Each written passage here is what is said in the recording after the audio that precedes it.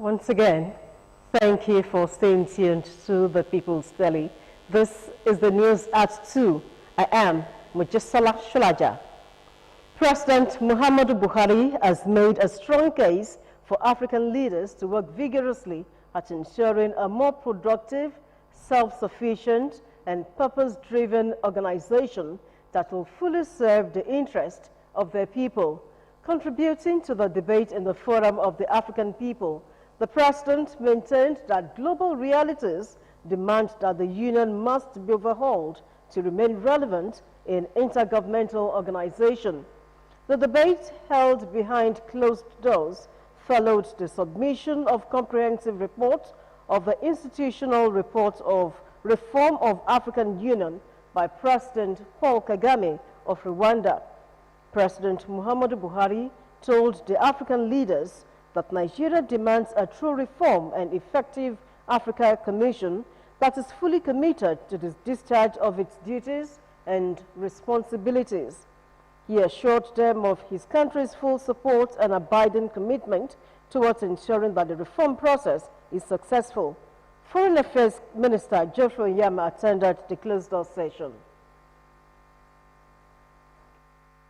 That we have for for Africa. As I said, the Africa we want. We have a 2063 agenda, a roadmap, and it aligns and tallies very much with Mr. President's general vision. Peace and security, good governance. He's been champion of the anti-corruption program of the African Union. So he also wants to see, that institutionalized. President Buhari called for collaboration and greater coherence among all stakeholders towards the attainment of Agenda 2063. Meanwhile, Nigeria's candidate, Ambassador Bankole Adeoye, has been elected as the new Commissioner for Political Affairs, Peace and Security of the African Union Commission. Ambassador Adeoye was well supported by all the 55 member countries of the African Union. Musa Faki Muhammad was returned unopposed as the chairperson of the African Union Commission.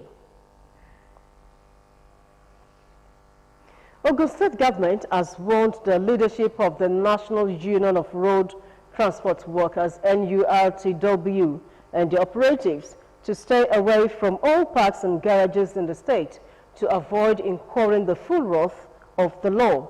In a statement issued by the Commissioner for Information and Strategy, Alhaji Abdul Wahid Odushile, the warning became necessary in view of intelligence reports by the security agencies that the union is planning to resume collection of dues and revenues on behalf of the government at the motor parks and garages in the state against the existing decision of the government banning the activities of NURTW in all the motor parks and garages in the state.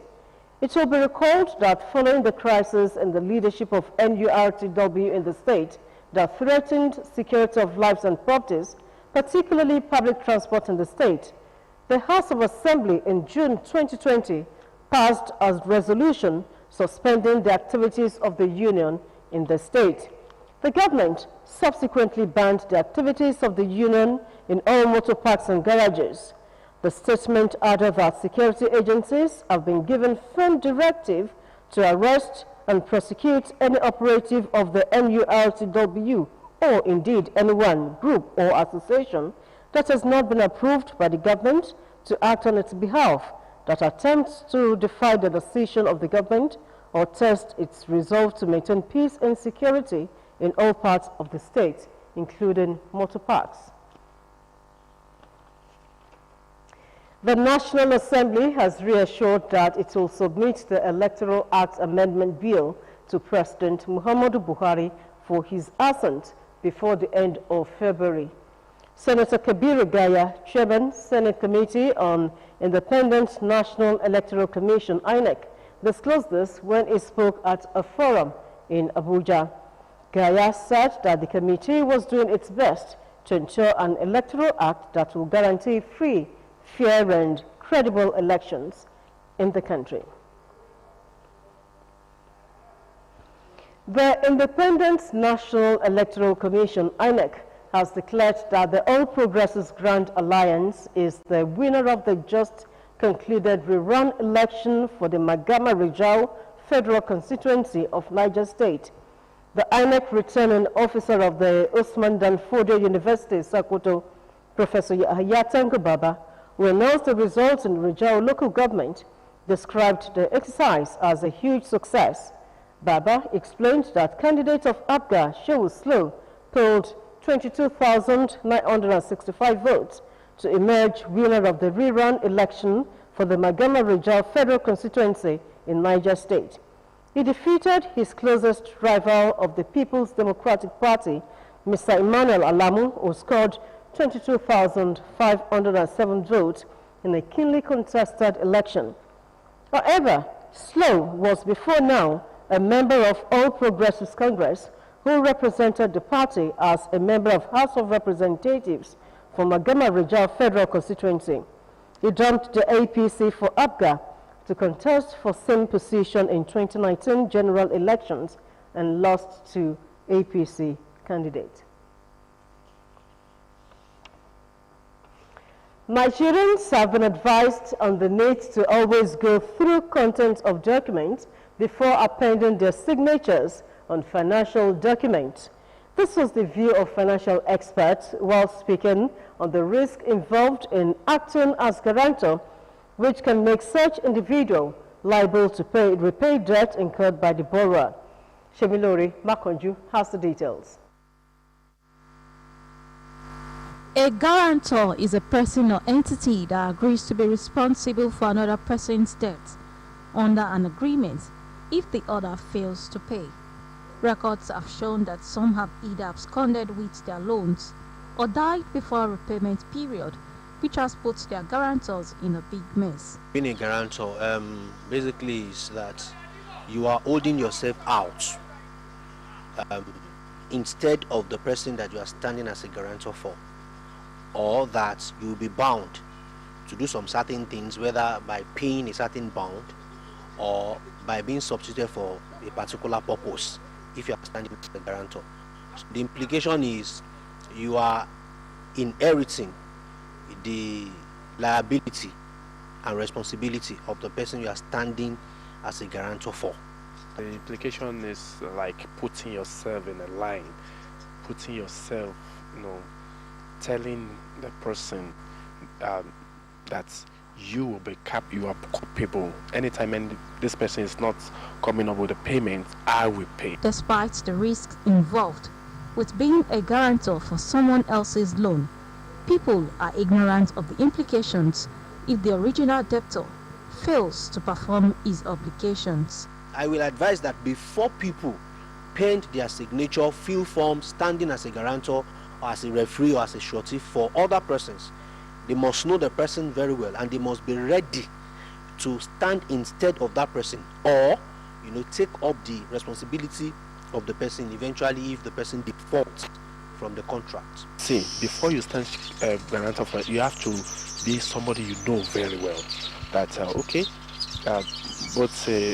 when that person is asking for credit or in a court of law, you have to be sure that you have at least 50% or 80% authority on that person. Before committing to such responsibility, guarantors were advised to ensure the borrower has the financial ability to repay the loan. Shemilori Makonju, OGTV News. The Nigeria Center for Disease Control, NCDC, has recorded 506 new cases of COVID-19, bringing the total number of infections in the country to 139,748. The NCDC disclosed this on its official Twitter handle. Nigeria also recorded 20 COVID-19 deaths, raising the total fatality in the country to 1,667. The 506 new cases are Ondo 90, Kwara 89, Rivers 53, Borno 45, Gombe 32, FCT 28, Imo 26, Ogun 25, Lagos 22, Kaduna 14, Kano 14, Edo 13, Osun 11, Cross River 10, Yobe 9, Ekiti 7, Kebbi and Nasarawa 6 each, Oyo 5, and Jigawa 1. Some youth have threatened to hold a fresh protest at the Lekki toll gate over plans to reopen it for operations. It was gathered that they have begun to mobilize on social media with hashtag Revolution Now and hashtag Occupy Lekki Tollgate, with the matter trending as #1 and 3 on Twitter. Information on posters and banners shared to create awareness about the protest showed that the protest is planned to start at 7 in the morning on Saturday, February 13, 2020. Some of the posters have inscriptions such as "No Justice, No Reopening" and "Occupy Lekki Tollgate," among others.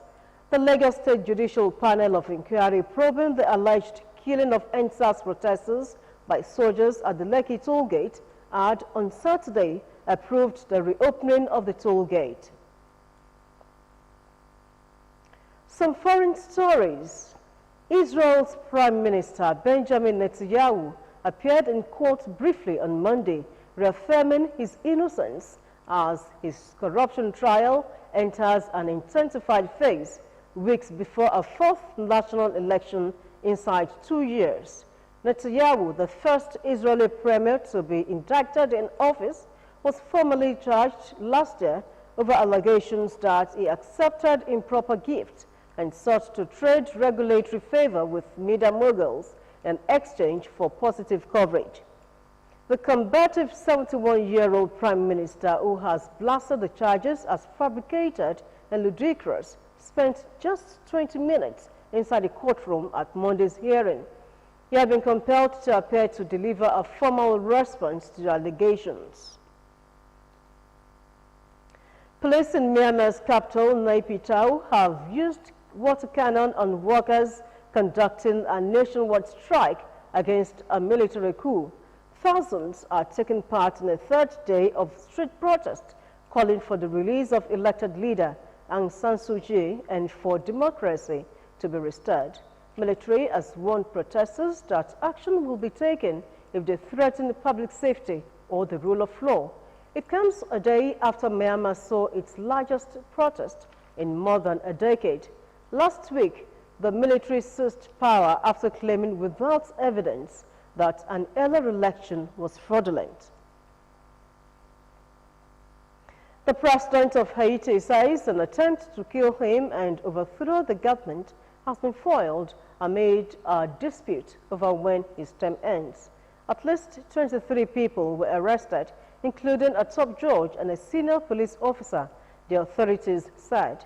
President Jovenel Moise insists his term in office ends in February 2022, but opponents say it finished on Sunday. Protesters took to the streets of the capital, Port-au-Prince, and other towns over his refusal to step down. There were clashes with police who responded with tear gas. And at least 14 people are dead and 150 missing after a piece of Himalayan glacier fell into a river and triggered a huge flood in northern India. The floodwaters burst open a dam and a deluge of water poured through a valley in the state of Uttarakhand. Most of the missing people are believed to be workers from 2 hydropower plants in the area. Hundreds of troops, paramilitaries, and military helicopters have been sent to the region to help with rescue efforts. The Qatari 2022 World Cup organizers have insisted that matches will be staged in stadiums operating at 100% of capacity, even as the global fight against coronavirus drags on. In Tokyo, organizers of this year's rescheduled Olympics have insisted their tournament will go ahead, but infectious diseases experts question the safety of hosting before the virus is comprehensively defeated, and speculation is rife that it could be called off. If the Olympics fall, the 2022 World Cup being staged in the Middle East for the first time will be the next major global sporting event to face the scrutiny of its virus strategy and safety plans. To tennis, Serena Williams launched her latest bid for a record-equaling 24th Grand Slam with a 56-minute demolition of Laura Siegemund at the Australian Open. The American, 39, said it was a vintage Serena as she trashed the German 6-1, 6-1 in front of a small unmatched crowd on Rod Laver Arena. U.S. Open champion Naomi Osaka also made a convincing start with a 6-1, 6-2 win over Russia's Anastasia Pavlyuchenkova. But former champion Angelique Kerber was the first seed to be knocked out. The German 23rd seed, who was one of 72 players to spend 14 days in hard quarantine before the tournament, confined to a hotel room and unable to train outside, was beaten 6-0, 6-4 by American Bernardo Pera. Former undisputed world heavyweight champion Leon Spinks has died, aged 67. Spinks, who famously upset Muhammad Ali in February 1978 in just his 8th professional fight, was plagued by health issues in his later years and was diagnosed with advanced stage prostate cancer in 2019. Spinks management, the firm PR and marketing, said in a statement, the former U.S. Marine died on Friday evening in Henderson, Nevada, with his wife, Brenda Glow Spinks, by his side, and with only a few close friends and other family allowed to be present due to COVID-19 restrictions. Spinks won gold at the 1976 Olympics in Montreal, then rose to greater prominence a little more than 18 months later, given the not via split decision to stun Ali and claim the WBC, WBA, and linear heavyweight titles. Unity is strength when there is hard teamwork and collaboration. Wonderful things can be achieved. You can now watch us live on these platforms: Apple, Roku, Windows, BlackBerry, and Android devices. You can also watch live on OBGTV website, www.obgtv.com.ng/live. We have come to the end of the news at 2. Many thanks for watching. Good afternoon.